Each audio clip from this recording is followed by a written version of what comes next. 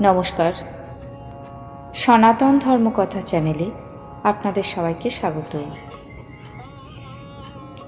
আজ রামায়ণের অযোধ্যাকাণ্ডের 52তম পর্ব শুরু করব। 33 কোটি দেবদেবী, ব্রহ্মা বিষ্ণু মহেশ্বর, সর্বকালের সর্বসৃষ্টি, পিতা মাতা গুরু সবাইকে প্রণাম জানিয়ে এই পাঠ শুরু করছি। ভরত শ্রীরামচন্দ্রের পায়ের পাদুকা দুটি নিয়ে প্রণাম করে বিদায় প্রার্থনা করলেন। তখন শ্রীরামচন্দ্র তাকে বুকে জড়িয়ে ধরলেন। এদিকে কুটিল ইন্দ্র সেই অবসরে সুযোগ পেয়ে সকলের মন বিক্ষুব্ধ করে দিল। এক দুষ্টু চালও সকলের পক্ষে ভালোই হলো।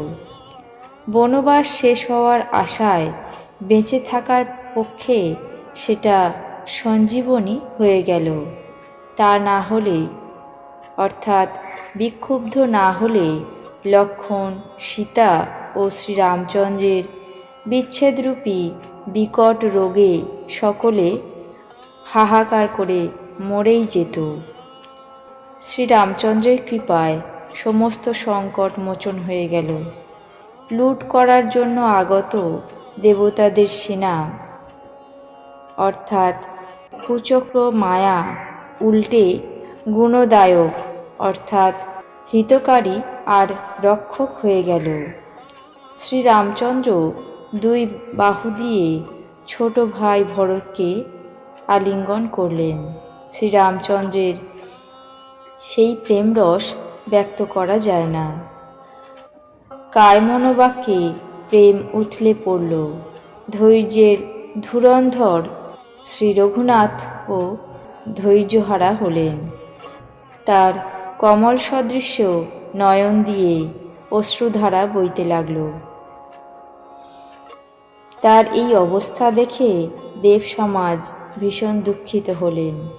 মুনিবৃন্দ, গুরু বশিষ্ঠদেব এবং জনক রাজার মতো ধীর ধুরন্ধর যারা নিজেদের মনকে জ্ঞানস্বরূপ অগ্নিতে শুদ্ধ করা মনোরূপী সোনার মতো করেছেন, যাদের ব্রহ্মা নির্লিপ্ত করেই সৃষ্টি করেছেন এবং যারা জগৎরূপী জলে পদ্মপাতার মতো, অর্থাৎ জগতে থেকেও জগতে নিরাসক্ত সৃষ্ট হয়েছেন, তারাও শ্রীরাম আর ভরতের অপার প্রেম দেখে বিবেক বৈরাগ্য সহ কায়মনোবাক্যে সেই প্রেমে মগ্ন হয়ে গেলেন। যেখানে গুরু বশিষ্ঠদেব এবং রাজা জনকের বুদ্ধির গতি ব্যাহত হয়ে যায়, সেই দিব্য প্রেমকে প্রাকৃত বা লৌকিক বললে বড় অন্যায় হবে। শ্রীরামচন্দ্র ও ভরতের বিচ্ছেদ বর্ণনা করা যায় না। এই সংকোচ রস অকথনীয়। অতএব শ্রী রঘুনাথ ভরতের সঙ্গে মিলিত হয়ে তাকে প্রবোধ দিলেন। তারপর আনন্দিত হয়ে শত্রুঘ্নকে বুকে জড়িয়ে ধরলেন।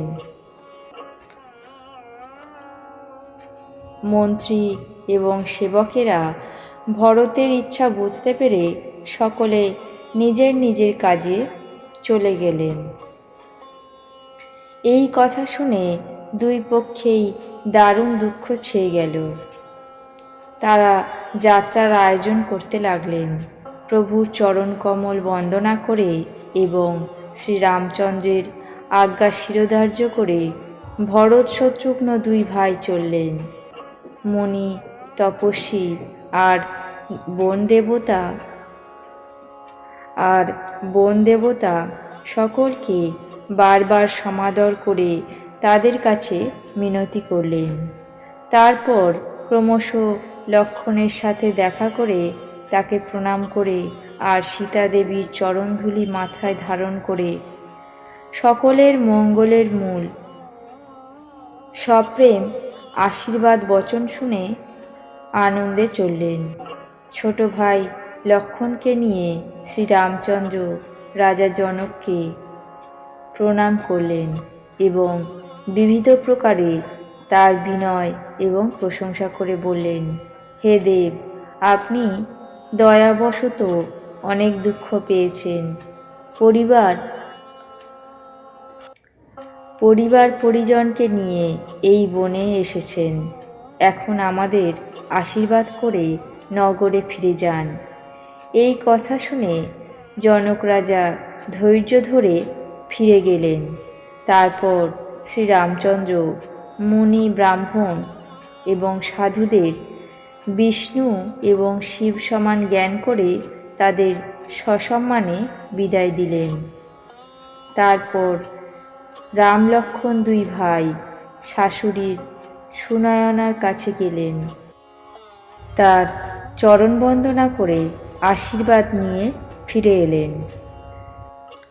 তারপর অযোধ্যাবাসী মুনি ঋষি এবং মাতা কৌশল্যা, কৈকেয়ী এবং সুমিত্রার চরণ বন্দনা করে তাদের থেকে আশীর্বাদ নিলেন।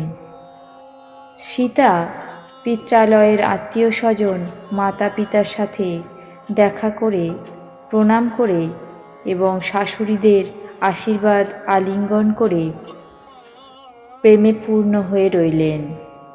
তখন শ্রীরাম সুন্দর পালকি আনালেন এবং মায়েদের আশ্বস্ত করে সেই পালকিতে বসালেন।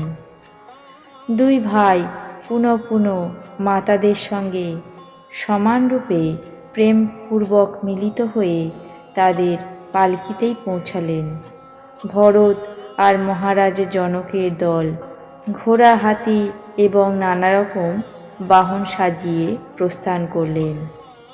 সীতা দেবী আর লক্ষ্মণের সাথে শ্রীরামচন্দ্রকে স্মরণে রেখে সকল নগরবাসী আনমনা হয়ে পথ চলতে লাগল। অশ্বতর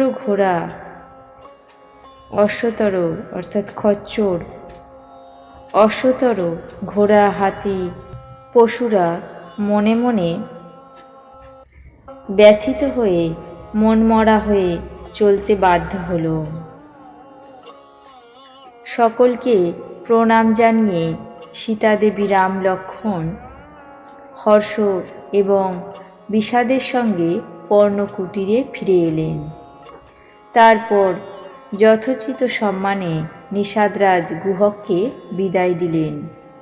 গুহক রাম বিচ্ছেদে অত্যন্ত বিষণ্ণ মনে প্রস্থান করলেন। তারপর কোল, ভীল, কিরাত এবং অন্যান্য বনবাসীদেরকে বিদায় জানালেন। প্রভু শ্রীরামচন্দ্র, সীতাদেবী এবং লক্ষ্মণ বটগাছের ছায়ায় বসে প্রিয়জন এবং আত্মীয় স্বজনের বিচ্ছেদে বিলাপ করতে লাগলেন।